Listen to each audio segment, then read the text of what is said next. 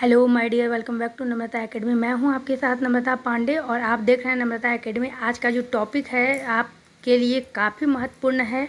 चाहे 1 to 5 के अभ्यर्थी आप हैं या फिर 9 to 10 के हैं या 11-12 के हैं, आपको ये जीके की दृष्टि से भी महत्वपूर्ण है। और जो ज्योग्राफी जिनका है 9th 10th में सामाजिक अध्ययन के अंतर्गत आपको चारों सब्जेक्ट पढ़ने हैं, उसके लिए भी महत्वपूर्ण है।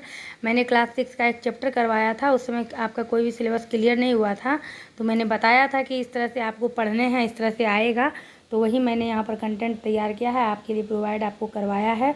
और ये जो कंटेंट है मैं आपको दावे के साथ कहती हूँ, इससे प्रश्न आपके आएंगे तो आएंगे।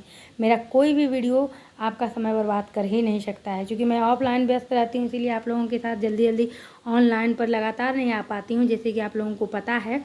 लेकिन फिर भी जो भी टॉपिक आता है आपको कुछ ना कुछ देकर जाता है। चलिए इसी बात पर अब क्लास को शुरू करते हैं, देखते हैं आज का टॉपिक क्या है।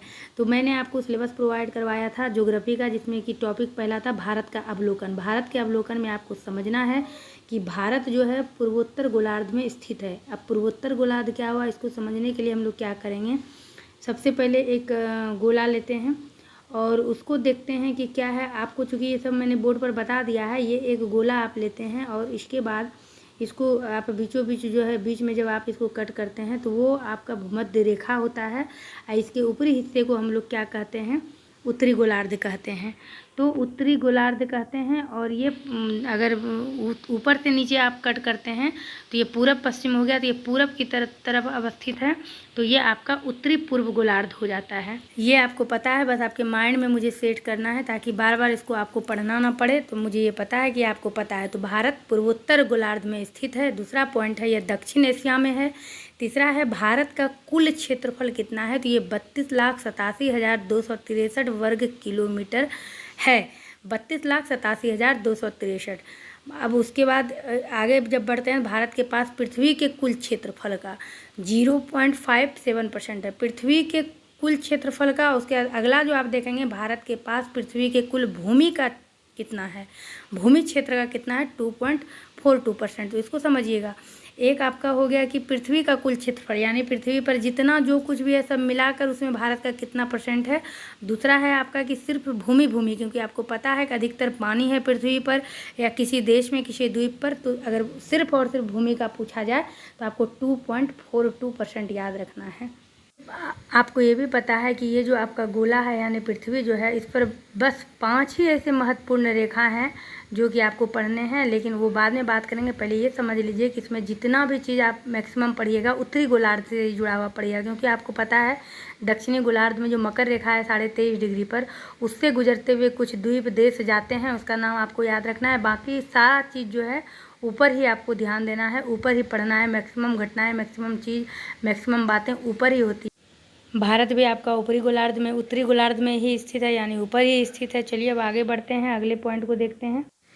अगला पॉइंट था, अभी तुरंत मैंने जो 5 रेखाएं, 5 महत्वपूर्ण रेखाओं की बात की, उसको माइंड में रख लीजिएगा। एक तो आपका 0 डिग्री हो गया भूमध्य रेखा, ऊपर 23.5 डिग्री कर्क रेखा, नीचे 23.5 डिग्री आप मकर रेखा याद रखिएगा, और 66.5 डिग्री ऊपर, 66.5 डिग्री नीचे जो आपका ये अंटार्कटिक वृत्त हो गया ऊपर और नीचे, उसको याद रखना है। बस 5 रेखाएं याद रखना है। अब आगे बढ़ेंगे।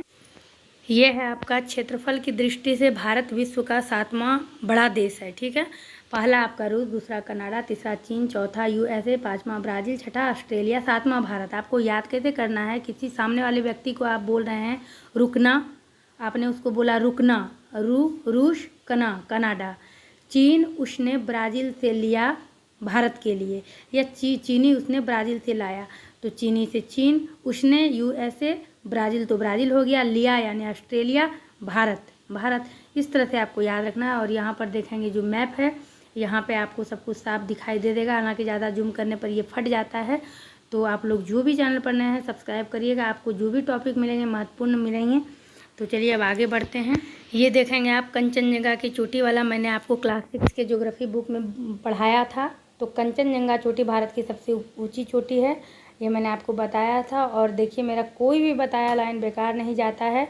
आप लोग 9th 10th के हिस्ट्री पॉलिटिकल का प्रैक्टिस सेट भी बोल रहे थे, उसके लिए भी मैं सोच रही हूँ आप लोगों को ऑब्जेक्टिव क्वेश्चन देने का मैं प्रयास करूँगी, बने रहिएगा इस चैनल पे। तो इसकी जो कंचनजंगा चोटी की ऊंचाई अगर आप देखेंगे तो ये 8,598 मीटर है। हालांकि ये पूछने की संभावना कम होती है, लेकिन इसको आप याद रखिएगा। और भारत जो है, भारत का सबसे निचला बिंदु क्या है, तो आप ये देखेंगे कुड्डूनाड में है, और ये केरल का अलापुझा ज़िले में है। अलापुझा ज़िला केरल का चावल कटोरा है। ये महत्वपूर्ण नहीं है। अब ये चारों जो आप देख रहे हैं ये अति महत्वपूर्ण है। इसमें क्या है आपका, तो भारत का उत्तरी बिंदु ये इंदिरा कोल हो गया, लद्दाख यानी भारत का उत्तरी बिंदु। तो आप जानते हैं कि जिस तरह की जम्मू और कश्मीर को दो भागों में बांटा गया, एक लद्दाख और दूसरा जम्मू कश्मीर किया गया है। तो लद्दाख जो इधर सबसे ऊंची चोटी है लद्दाख, यहाँ पर आपका इंदिरा कोल है, और इंदिरा पॉइंट अलग है जो कि नीचे है, आप वो उसको मैं बाद में बताऊंगी। अभी इसको आप समझ लीजिए, उत्तरी बिंदु इंदिरा कोल हो गया जो कि लद्दाख में है।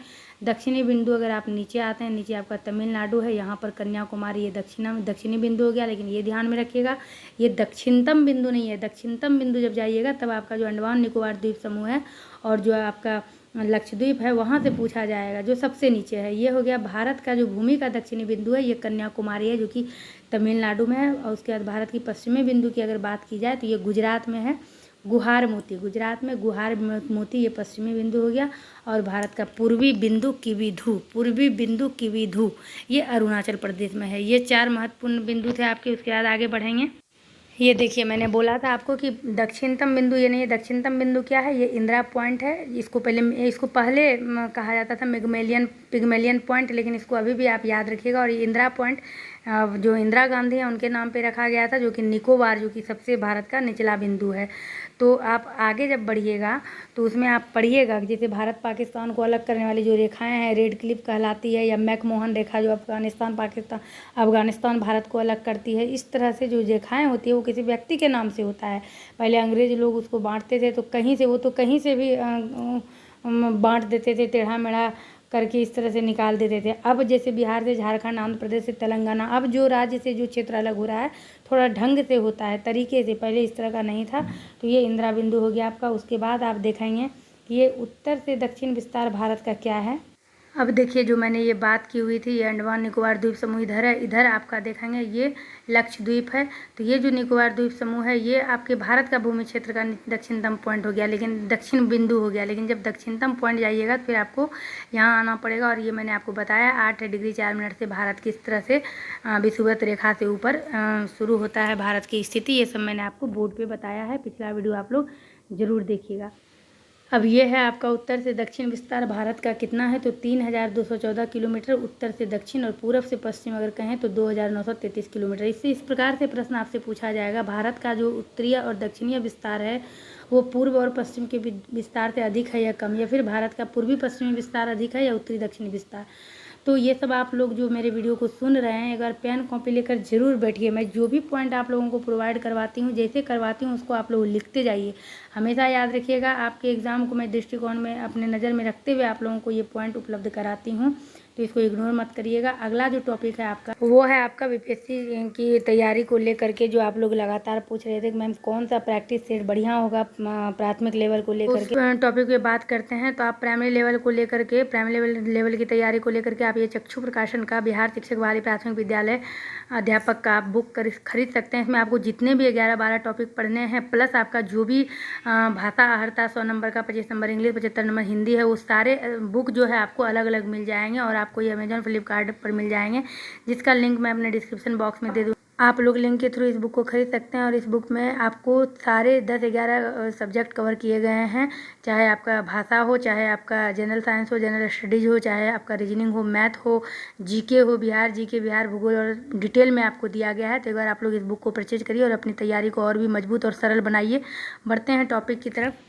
अगला जो आपका है कर्क रेखा, और इस कर्क रेखा भारत के 8 राज्यों से होकर गुजरती है। ये गुजरात हुआ, राजस्थान हुआ, MP हुआ, छत्तीसगढ़, झारखंड, पश्चिम बंगाल, त्रिपुरा, मिजोरम। आपको इसको याद करना है, GRMPCGJHWBTRMI, ऐसे करके आप याद करिएगा तो याद हो जाएगा। ऊपर वाला जो आप देख रहे हैं, इस तरह से बीपीएससी में एक प्रश्न पूछा गया था, ट्रॉपिक ऑफ कैंसर क्या है, और ऑप्शन में था एक प्रकार की बीमारी, ये वो। तो आप ध्यान में रखिएगा, कहीं कहीं इंग्लिश शब्द भी आपके बहुत काम में आते हैं, तो इंग्लिश को बिल्कुल इग्नोर मत करिएगा। ट्रॉपिक ऑफ कैंसर मतलब कर्क रेखा होता है, और ये भारत के 8 राज्यों से होकर गुजरती है, जैसा कि मैंने आपको बताया है। इसको आप लोग नोट कर लीजिए, या चाहें तो मेरे साथ यहीं पर ऑन स्क्रीन ही इसको याद कर लीजिए। उसके बाद जब आप नीचे आते हैं तो आपका है भारत का तटीय सीमा। तो ये चीज़ भी मैंने आपको बोर्ड पर समझाया था। तटीय यानी जो तट जो भारत की जो का जो राज्य है वो तट पर है, समुद्र के किनारे है। तो भारत की तटीय सीमा एक तो द्वीपों सहित आपको देखना है, दूसरा द्वीपों को छोड़कर देखना है। तो अब द्वीपों सहित और द्वीपों को छोड़कर क्या हुआ, तो जो अंडमान निकोबार और लक्षद्वीप, जो लक्षद्वीप, ये सब जो द्वीप है, द्वीपों को शामिल करके अगर आप द्वीपों तटीय सीमा देखते हैं तो ये आपका 7,516 किलोमीटर होता है। जबकि आप अगर इसको छोड़ देते हैं अंडमान निकोबार द्वीप समूह को या लक्षद्वीप को, तो आपका 6100 किलोमीटर होता है। ये है आपका तटीय सीमा, जो मैं साइड में आपको दिखाने का प्रयास कर रही हूँ। तो ये है आपका तटीय सीमा, और ये देखिए ये लक्षद्वीप है, इधर आपका अंडमान निकोबार हो गया। तो ये द्वीपों सहित आपको याद करना है, द्वीपों को छोड़कर, क्योंकि कुछ भी आपसे पूछा जा सकता है। और ये भारत में 3 तरह की सीमाएं हैं, स्थलीय सीमाएं भी हैं, जैसे कि आप देखेंगे ये गुजरात से लेकर के ऊपर तक जितनी भी सीमाएं हैं भी मैं आपको दिखाऊंगी। ये देखेंगे आप, ये जितनी भी सीमाएं इसको स्थलीय सीमा कहते हैं। ऊपर से लेके नीचे तक ये जितनी भी सीमाएं हैं ये हो गया आपका स्थलीय सीमाएं यहाँ तक। नीचे जब आप आते हैं तो तटीय सीमा हो गया, और द्वीपीय सीमा क्या हो गया, तो वही अंडमान निकोबार द्वीप समूह। तो ये सारी चीज़ों को आपको समझना है। आगे बढ़ेंगे तो ये है आपका तटीय सीमा, जो कि मैंने आपको बता दिया। अब आप तटीय राज्य देख लीजिए कि भारत का तटीय राज्य कौन कौन सा है, यानी तट के किनारे जो राज्य हैं, इसको मैंने बोर्ड पर समझाया था। इसको भी आप 2 भागों में बांट कर पढ़ सकते हैं, एक पूर्वी तटीय सीमा और पश्चिमी तटीय सीमा। तो अब देखेंगे तटीय सीमा के अंतर्गत कौन कौन से आते हैं। तो ये देखेंगे आपका जो मैंने नीचे लिखा हुआ भी है और आप सामने में देख रहे हैं। तो यहाँ पर आपको ये इधर पश्चिमी साइड आपको 5 राज्य याद कर लेना है, पूर्वी साइड 4 कर लेना है, टोटल आपको 9 याद कर लेना है। तो ये पूर्वी तरफ हो गया, और पश्चिमी तरफ जैसे आपका महाराष्ट्र हो गया, कर्नाटका हो गया, गोवा हो गया, केरला हो गया, तमिलनाडु हो गया। तो इस तरह मैं आपको नीचे दिखा देती हूँ जो भारत के तटीय राज्य हैं इसको।